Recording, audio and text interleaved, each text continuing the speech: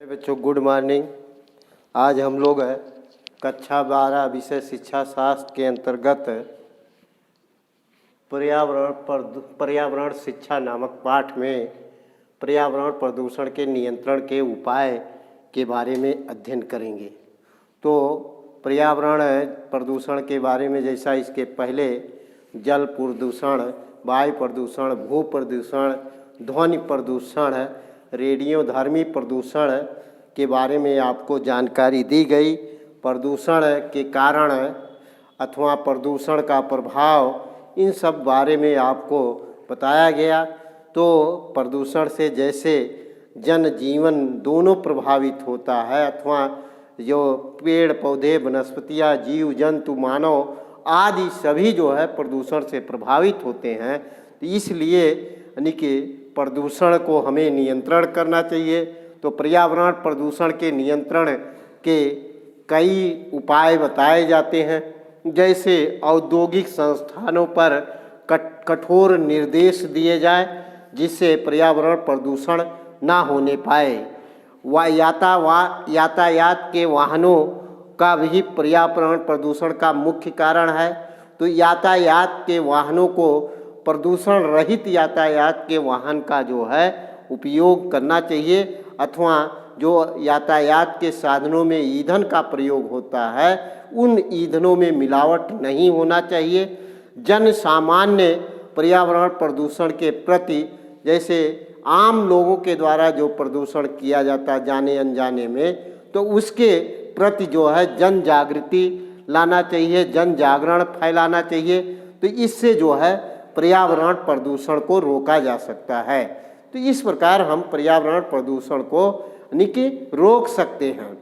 जो जिन कारण जैसे औद्योगिक संस्थानों, नगरीकरण से जो है ज़्यादा प्रदूषण होता है, तो इस नगरीकरण, औद्योगिकरण को जो है प्रदूषण रहित बनाने का काम करना चाहिए। और यानी कि हम विकास को अति ना पहुंचा दे जिससे प्रकृति का नुकसान हो। इसलिए हमें विकास प्रकृति के ध्यान में रख करके देखना चाहिए, करना चाहिए। तो इस प्रकार से पर्यावरण प्रदूषण को रोका जा सकता है। भारत में पर्यावरण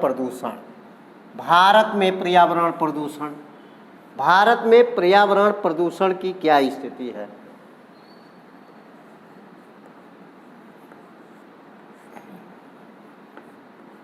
भारत में पर्यावरण प्रदूषण के संदर्भ में अगर देखा जाए तो भारत में जो जल संसाधन पाए जाते हैं उन जल संसाधनों में लगभग 70% जल प्रदूषित हो चुका है।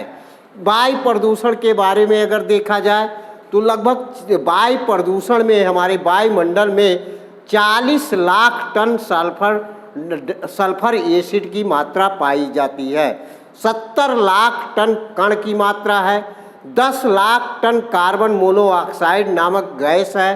ध्वनि प्रदूषण के मामले में देखा जाए तो जो यातायात के साधनों के द्वारा ध्वनि प्रदूषण किया जा रहा है, बड़े बड़े कल कारखानों, उद्योगों के द्वारा जो ध्वनि प्रदूषण हो रहा है, महानगरों में जो ध्वनि प्रदूषण हो रहा है, उससे यानी कि भारत पर बहुत बड़ा असर पड़ रहा है। बहुत सारे लोग जो है यानी कि इस प्रदूषण के कारण शहरों में जैसे लोगों के सुनने की क्षमता कम हो जा रही है, लोग यानी कि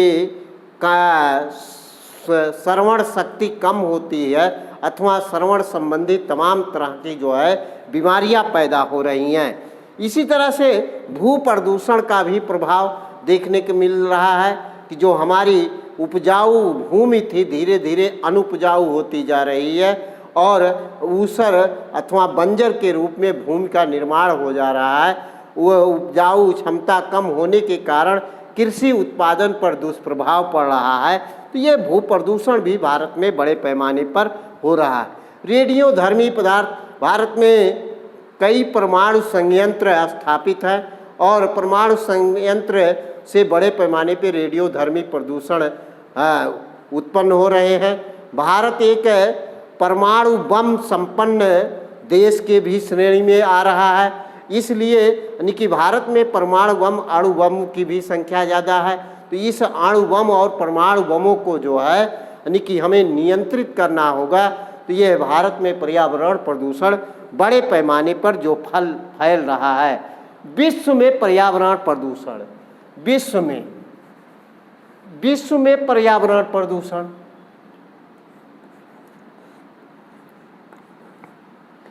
विश्व में पर्यावरण प्रदूषण, विश्व के पर्यावरण प्रदूषण के संदर्भ में अगर देखा जाए तो वो विश्व में एक आंकड़े के अनुसार बताया जाता है कि लगभग 10% नदियां प्रदूषित हो चुकी है। यानी कि विश्व की 10% नदियां प्रदूषित हो चुकी हैं।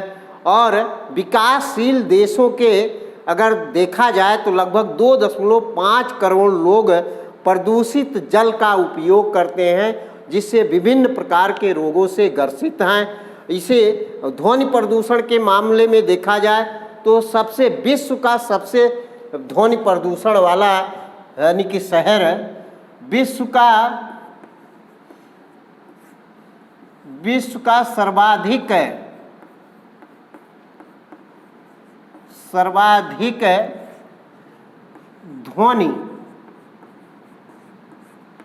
ध्वनि प्रदूषण वाला शहर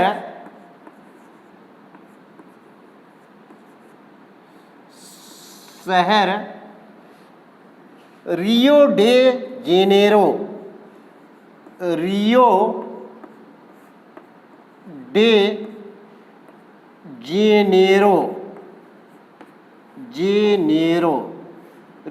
जेनेरो शहर है। यहाँ पर जो ध्वनि इतनी बड़े पैमाने पे ध्वनि प्रदूषण होता है, लगभग 120 डेसिबल 120 डेसिबल ध्वनि प्रदूषण बताया जाता है। इसी तरह से यानी कि विश्व के कई अंतर्राष्ट्रीय हवाई अड्डों पर, जैसे लंदन अंतर्राष्ट्रीय हवाई अड्डे पर, लंदन अंतर्राष्ट्रीय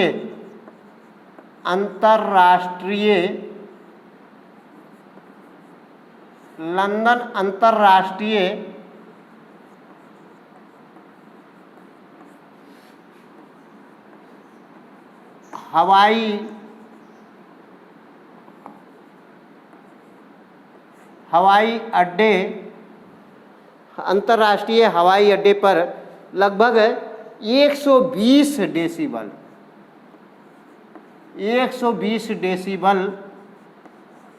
ध्वनि प्रदूषण, 120 डेसिबल ध्वनि प्रदूषण की मात्रा पाई जाती है। इसी तरह से न्यूयॉर्क केनेडी हवाई अड्डे पर, न्यूयॉर्क तथा केनेडी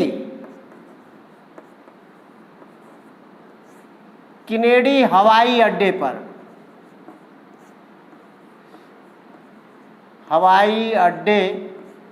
पर 112 डेसिबल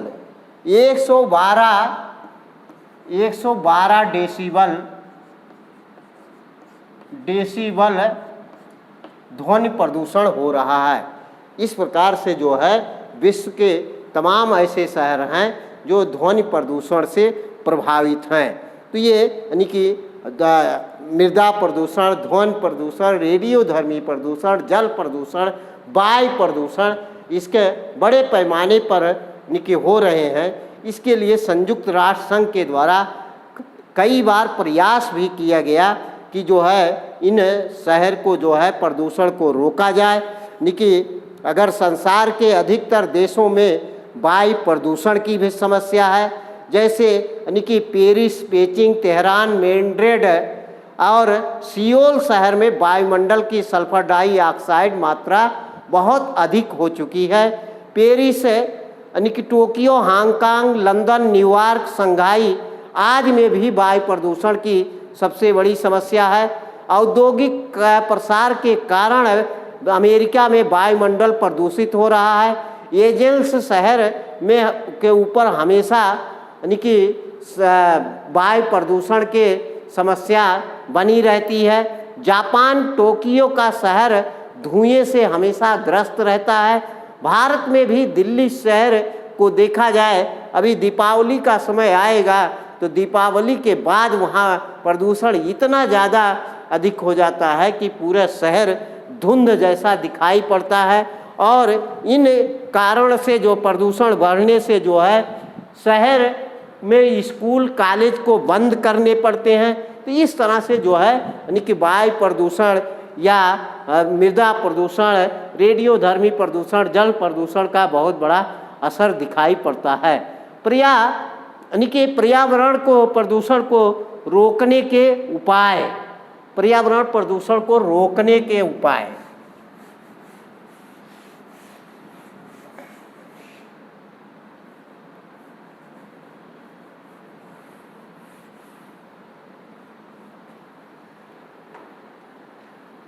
पर्यावरण प्रदूषण को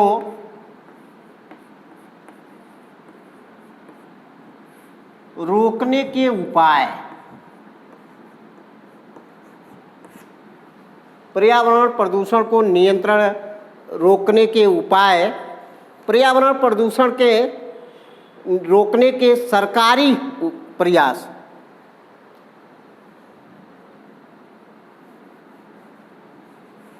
को पर्यावरण प्रदूषण, पर्यावरण संरक्षण,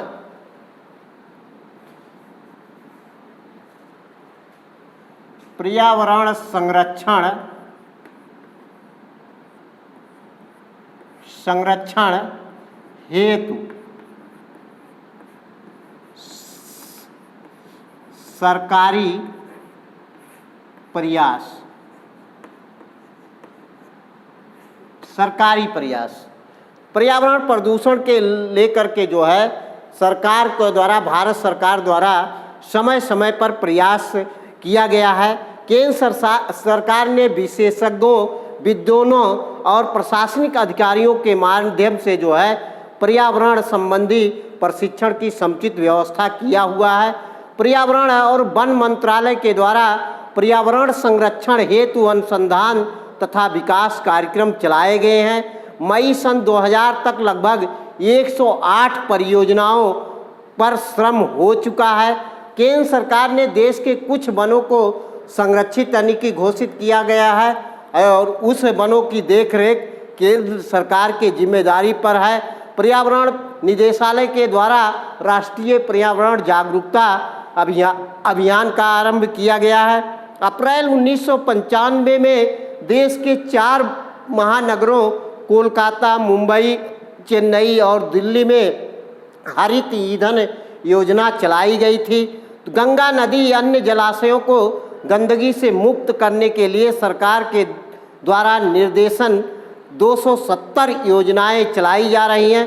पर्यावरण संरक्षण को प्रोत्साहन देने के लिए इंदिरा गांधी पर्यावरण पुरस्कार, राष्ट्रीय पर्यावरण फेलोशिप आदि पुरस्कार योजनाएं लागू की गई हैं। सरकार ने केंद्रीय प्रदूषण नियंत्रण बोर्ड तथा राज्य प्रदूषण नियंत्रण बोर्ड की स्थापना की है। सरकार के द्वारा वृक्षारोपण को प्रोत्साहन देने के लिए वर्ष 97-98 में निकी क्लाड एस सुधार योजना लागू की गई है। तमाम स्वयंसेवी संस्थाओं द्वारा भी जो है यानी कि अतिरिक्त भूमि पर वृक्ष लगाने का कार्यक्रम चलाए जा रहे हैं। वन संरक्षण, वृक्षारोपण, चिपको आंदोलन, वन महोत्सव आदि के कार्यक्रमों के द्वारा जो है पर्यावरण प्रदूषण को रोकने का काम किया जा रहा है। राष्ट्रीय शिक्षा नीति तथा पर्यावरण शिक्षा। राष्ट्रीय शिक्षा नीति, राष्ट्रीय शिक्षा नीति, राष्ट्रीय शिक्षा नीति 1986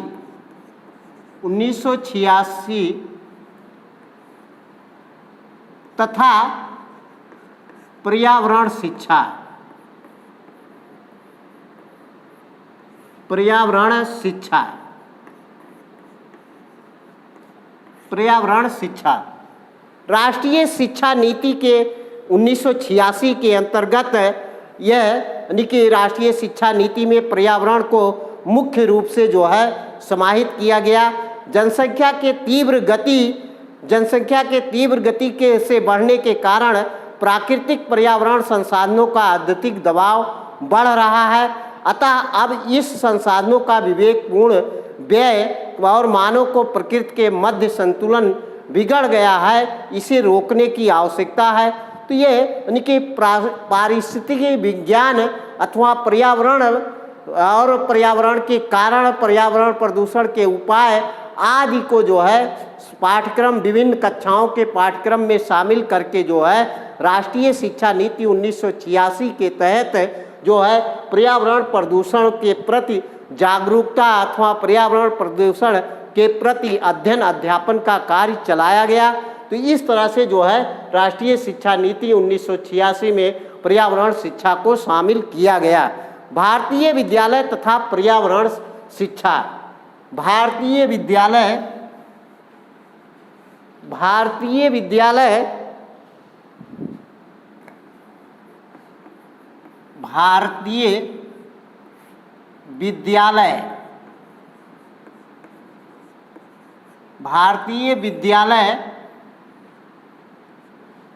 तथा पर्यावरण शिक्षा।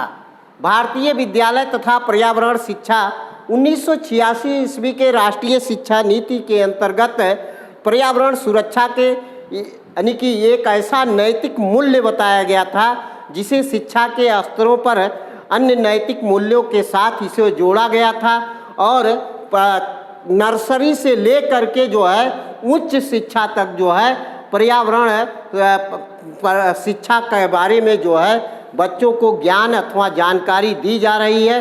तो भारतीय विद्यालय में जो है केंद्र सरकार के द्वारा 1988-89 में पर्यावरण बोर्ड के स्थापना करके जो है विद्यालय तथा शैक्षिक संस्थानों में जो है तालमेल बनाने के लिए कार्यक्रम चलाए गए। तो जैसे पर्यावरण प्रदूषण के नियंत्रण के लिए कार्यशालाएं आयोजित की गई, पर्यवेक्षण एवं विकास, पाठ्य पुस्तकें, शैक्षिक सामग्री, सूचनात्मक पुस्तकें, पोस्टर, दृश्य, श्रव्य आदि के जो है सामग्री उपलब्ध करा करके पर्यावरण शिक्षा के प्रति बालक को जो है जागरूक किया जा रहा है। तो आज इस प्रकार से यह पर्यावरण शिक्षा नामक पाठ समाप्त होता है। आगे अगला पाठ अगले दिन शुरू किया जाएगा। धन्यवाद।